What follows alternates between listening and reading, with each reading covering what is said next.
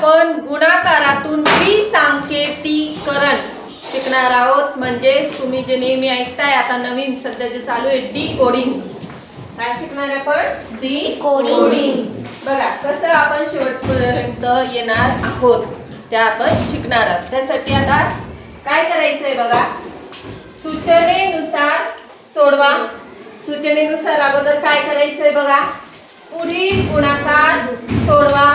खाली जे गुणाकार दिलेले पुढे जे गुणाकार दिलेले आहेत ते आपल्याला सोडवायचे आहेत. मग काय करायचंय बघा, गुणाकार केल्यानंतर आलेली उत्तरे चढत्या क्रमाने सारणीत लिहा. ह्या सारणीमध्ये तुम्हाला आलेला हा जो गुणाकार आहे त्यांची जी उत्तरं आहेत ती चढत्या क्रमाने ह्या सारणीमध्ये मांडायची आहेत.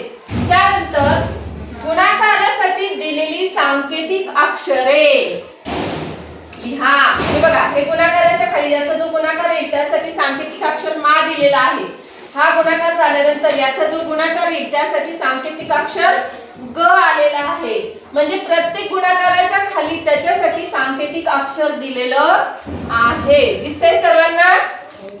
दिसतंय का? हो मॅडम. हा, तर असे जे सांकेतिक अक्षर आहेत ते तुम्हाला लिहायचे आहे सारणीमध्ये गुणाकाराच्या खाली.